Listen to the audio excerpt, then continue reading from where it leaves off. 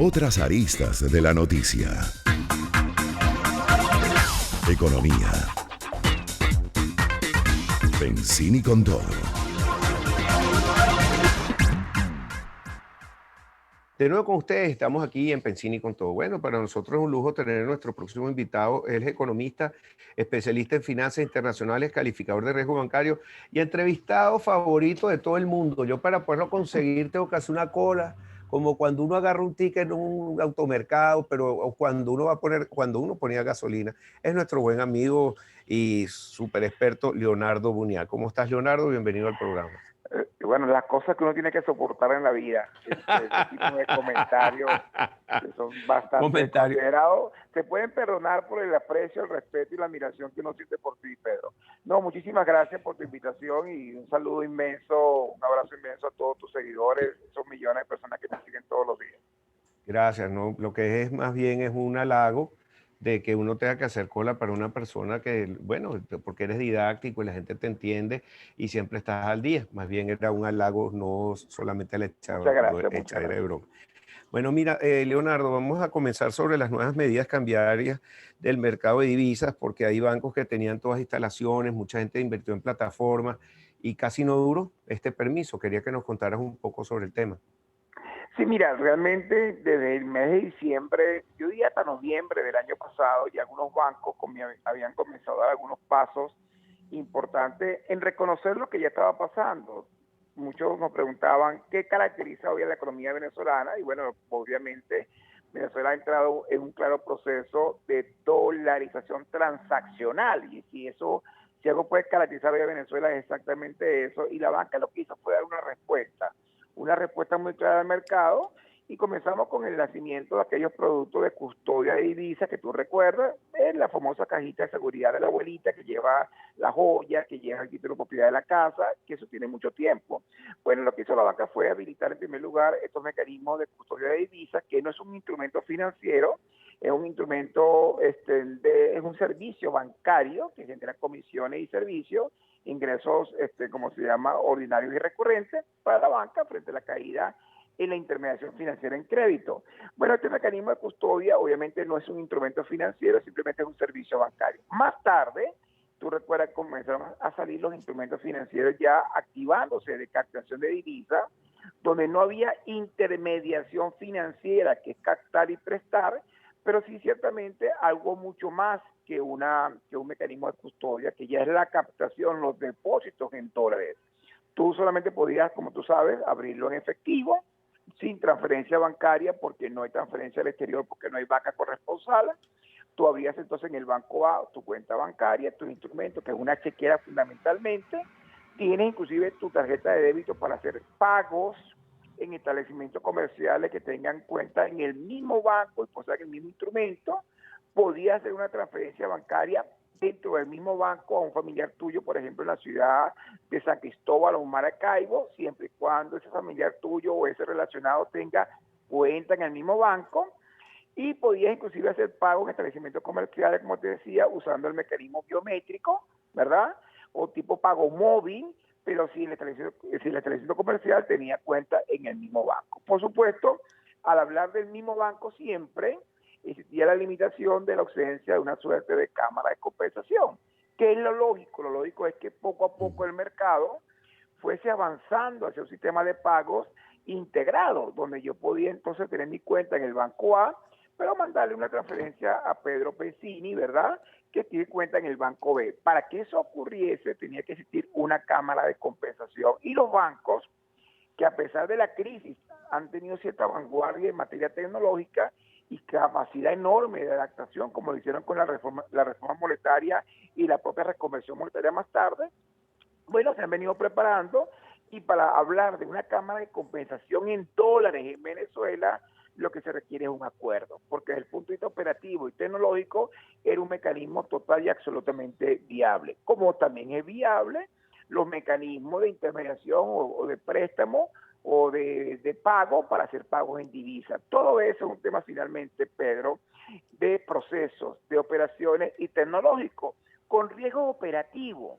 Eso es cierto, porque son propios de la operación bancaria, pero totalmente viable. Y te repito, la banca venezolana habilitada desde el punto de vista tecnológico y operativo para poder llevar eso adelante.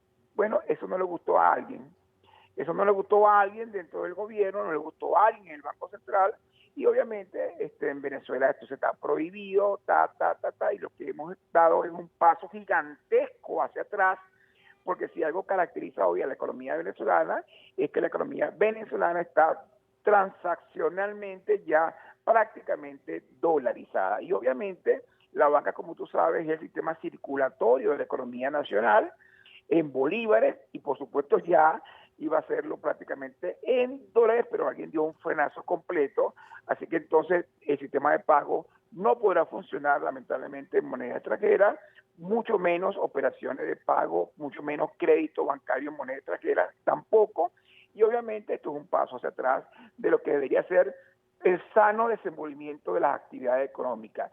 Y esto se complica mucho, Pedro, porque una de las cosas que hoy tenemos que decir con mucha responsabilidad es que el efectivo en dólares, es decir, el dólar al menudeo que se viene utilizando para de alguna manera pagar aquellas operaciones que no pueden hacer en bolívares, lamentablemente también está sufriendo una seria perturbación, y es que hay escasez de efectivo en dólares. Es decir, no se consigue el billete de 1, de 5, de 10, y lo que se consigue están sumamente deteriorados, rotos, pintados, etcétera, muy viejos, y los establecimientos comerciales no lo están aceptando y mucha gente no lo está aceptando. Yo estaba con billete de 20 nuevecitos, y cuando me van a devolver un billete de 5 todo rayado, feo o roto, que sé que no me lo van a recibir más adelante, yo tampoco lo recibo. Al final entonces tienes perturbaciones, porque de alguna manera el tema electrónico definitivamente podía entrar a sustituir, de alguna manera hacer fácil la vida a la gente en un contexto donde tú sabes muy bien que se le fue suspendido su oportunidad, ya parece que se revertió la medida, pero en todo caso la economía venezolana está en casi un 75% ya promedio nacional dolarizada transaccionalmente, y la frontera muy por encima del 95%.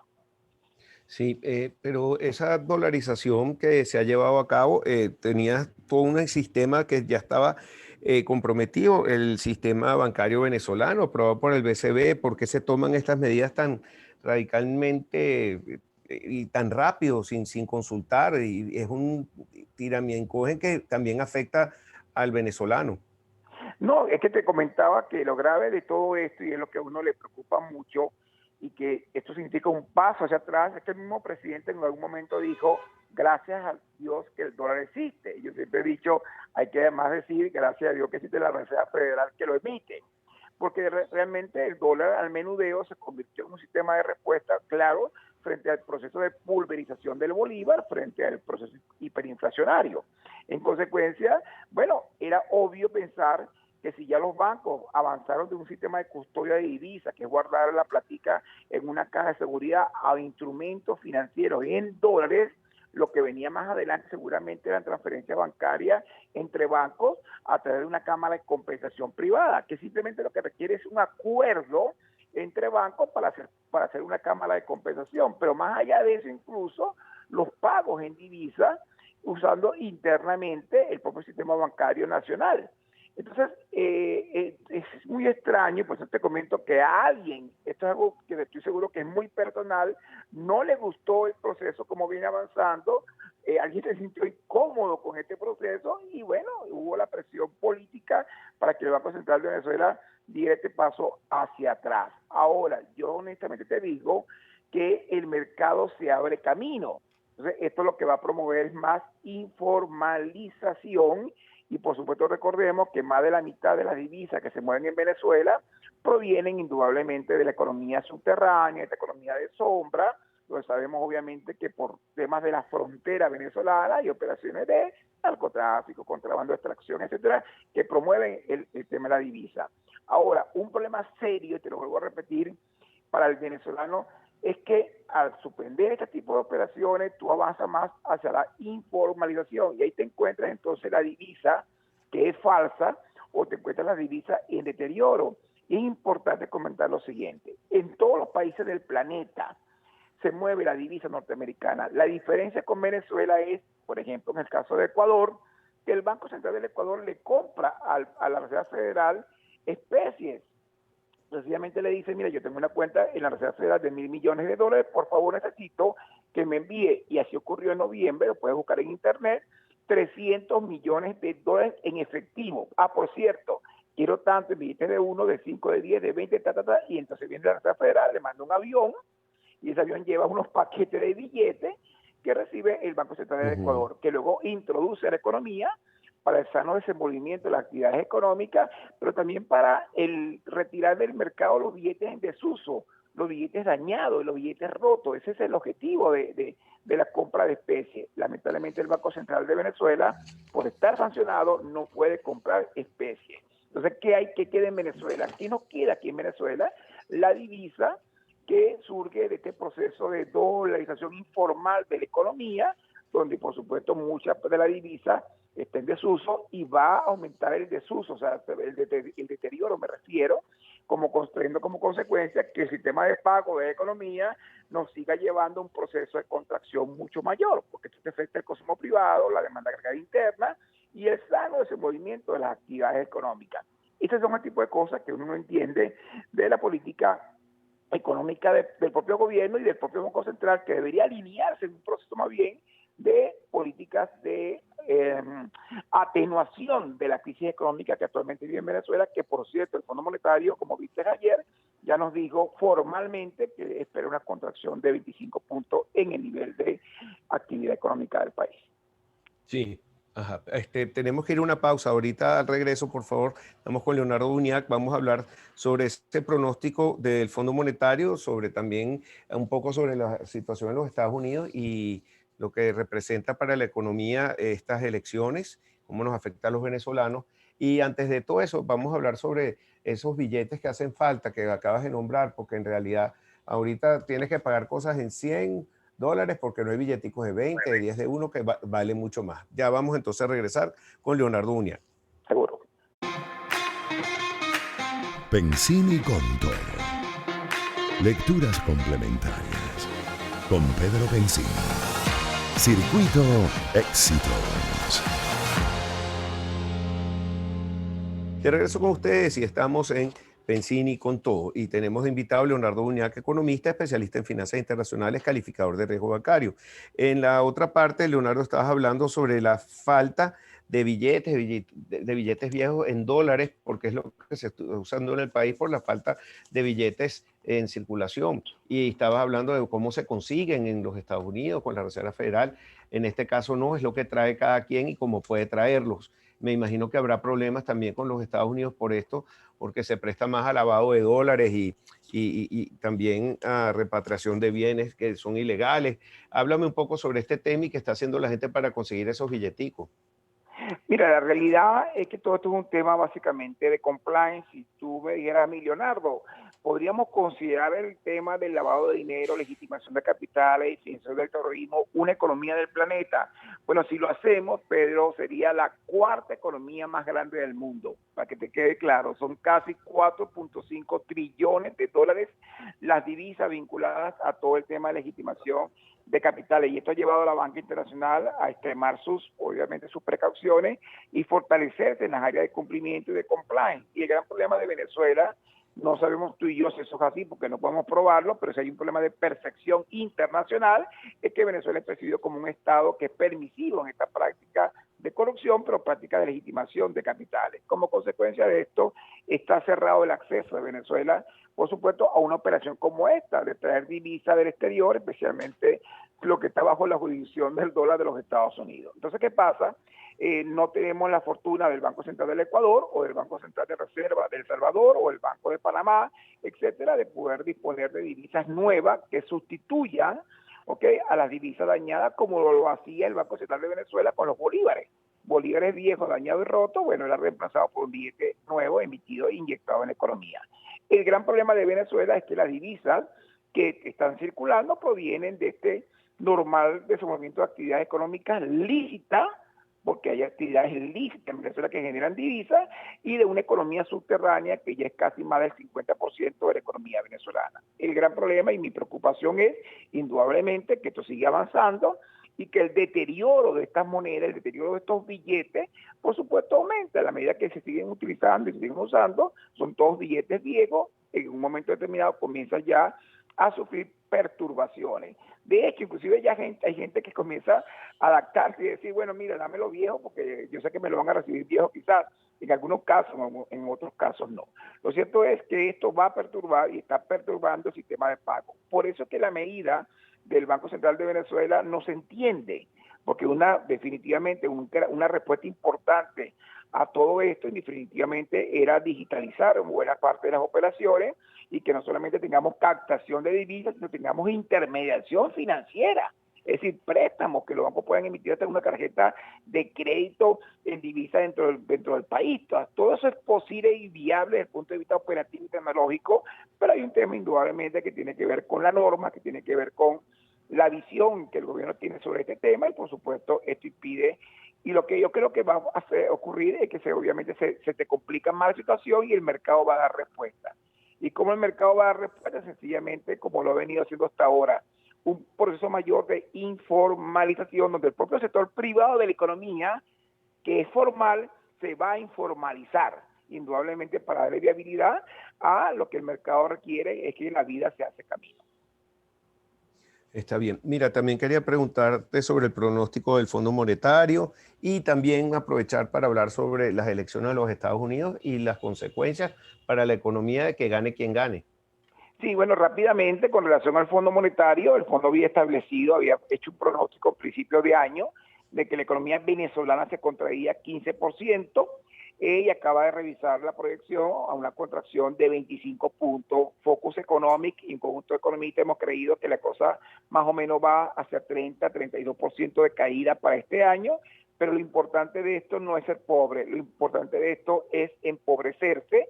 Ya tú vienes de un cierre de año, como sabes, con una contracción de 35 puntos, acumulas desde 2013 24 trimestres consecutivos de contracción en nivel de actividad que suma casi 70 puntos de caída. Una noticia muy mala que vimos en el informe es que ya el Fondo Monetario cuantificó el tamaño del PIB de Venezuela y lo estima en 63.000 millones de dólares, un PIB que siempre fue superior a los 300.000 millones. O sea, ya podemos decir, Venezuela tiene una economía muy, pero muy pequeña, y alguien dirá, bueno, pero 63.000 millones, ¿eso es mucho, eso es poco? Bueno, República Dominicana tiene 83.000 millones, Guatemala tiene 82.000 millones, Ecuador tiene 107.000 millones de dólares, son las economías más pequeñas de América Latina. No, cuidado con esto, son de las más chiquitas. No nos comparemos con Colombia, que está por encima de los 400.000 millones, o Chile, que está un poco mayor. Entonces, aquí, una de las cosas importantes de este informe es que la economía venezolana sufre hoy de raquitismo económico, de raquitismo financiero. La cartera de crédito de la banca, como sabes, es la más pequeña de América Latina, es 23 veces más pequeña que la banca nicaragüense. O sea, cosas realmente sumamente dramática cuando vemos la proyección que hace el Fondo Monetario Internacional. Una caída de 25 puntos que va a hacer que la economía venezolana al cierre de este año ya tenga un tamaño no de 63.000 millones, que nosotros estimábamos en 51.000, por cierto, sino ya más cercana a 35, 36, 37.000 millones de dólares. Una economía extremadamente chiquita, extremadamente pequeña, con una inflación que estamos estimando por encima de los 2.500% para este año. El Estados Unidos se revisó la contracción, se esperaba una caída de 8 puntos aproximadamente a principios de este año, se redujo a 3,1%, es una gran noticia, porque desde mayo la economía viene creciendo, son 22 millones de desempleados que aparecieron en el mes de marzo con producto de la contracción económica en Estados Unidos y el confinamiento, pero ya se ha recuperado la mitad del empleo. No deja de producir empleo en los Estados Unidos, o sea que el proceso de contracción económica tan importante, que fue 32 puntos de caída en el segundo trimestre de este año, se estima que se va a reducir a 3,1 al cierre del año. Es una gran noticia. De hecho, de las economías avanzadas del mundo, con excepción de China, que va a crecer 1%, Estados Unidos tiene el panorama más alentador, sin duda, y esto va a tener un impacto positivo en las remesas, porque una de las cosas que hay que entender es que de los 22 millones de desempleados del mes de marzo, 57% eran afroamericanos y latinoamericanos, y Estados Unidos es responsable del 75% de las remesas que van hacia América Latina. Así que todo esto de alguna manera es una noticia positiva, pero tiene las elecciones del día 3 de noviembre. Y entonces tienes ahí dos enfoques claramente diferenciados, un enfoque que es el enfoque de los demócratas, que obviamente apoyan y ven un aumento en los impuestos, ¿verdad? Los empresarios están sumamente preocupados de un gobierno demócrata en el sentido de que puede afectar seriamente la economía norteamericana y ven más quizás a Donald Trump como un gobernante que puede favorecer mucho la recuperación económica de los Estados Unidos. ¿Y por qué razón? Porque a enero de este año la inflación llegó a 1,8% y la tasa de desempleo en 3,8%. Y como debo explicarte, técnicamente hablando, 3,8 es equivalente a pleno empleo de la economía norteamericana. Es decir, cerró el mes de enero pre-COVID en 3,8% de desempleo, que eso es prácticamente pleno empleo, con 23 trimestres consecutivos de crecimiento económico. Es decir, si no hubiésemos tenido COVID, yo creo que no hay batalla electoral este año en los Estados Unidos, porque sin duda Donald Trump se hubiese reelegido. Entonces, bueno, indudablemente muy pendiente en Venezuela lo que puede pasar. Definitivamente hay visiones políticas distintas con respecto al tema de las sanciones de ambos gobiernos y por supuesto habrá que esperar, wait and see, esperar y ver, y muchos estamos haciendo eso, lo que estamos de este lado, lo que están del otro lado, etcétera, y viceversa, esperando el resultado de las elecciones. Ok, bueno, muchísimas gracias, Leonardo. Siempre un placer hablar contigo. Espero conversar pronto y sobre todo cerca de las elecciones para ver qué está pasando con la economía de los Estados Unidos. Gracias Con el entonces. mayor gusto, pero siempre es un placer y un honor conversar contigo. Igualmente, muchísimas gracias. Era Leonardo Uñac, economista especialista en finanzas internacionales y calificador de riesgo bancario. Ya regresamos con más para ustedes.